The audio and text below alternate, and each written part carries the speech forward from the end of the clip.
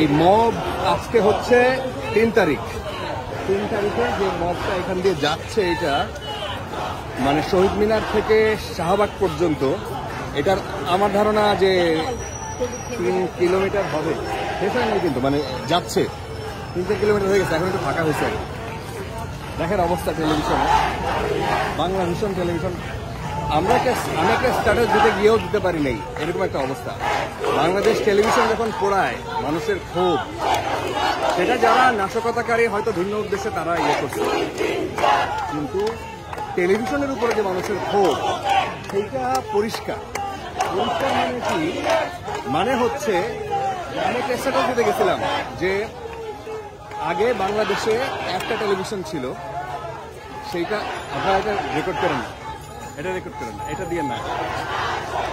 আগে বাংলাদেশে একটা টেলিভিশন ছিল, মানে বিটিভি ছিল। বাংলাদেশে এখন 40টা বিটিভি। আগে বাংলাদেশে একটা বিটিভি ছিল, এখন বাংলাদেশে 40টা বিটিভি।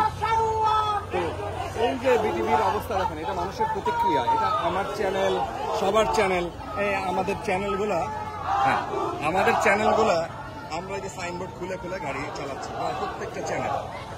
তো এটা আমাদের জন্য একটা শিক্ষণীয়। এবং আমাদের 4 জন সাংবাদিককে এই মবের মধ্যে পড়ে তারা বিভিন্নভাবে নিহত হয়েছে, আহত হয়েছেন আমাদের 50-এর বেশি।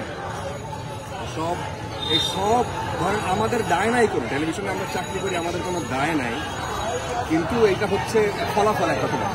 হ্যাঁ ফলাফল ডেফিনেটলি এটা পাওয়ার জন্য আমরাও গিয়েছিলাম যে হ্যাঁ এটা আমাদের সাংবাদিকতা এমন কাজ যেখানে আপনি আমাকে প্রশ্ন করতে পারেন যে এটা তো আমরা এমন কাজ যে কাজ করলাম বেতন পাইলাম, এরকম না। কাজ করলাম বেতন পাওয়ার পরেও কথা থাকে আমাদেরকে, আপনি দায়িত্বশীলতা কি পালন করছিলেন?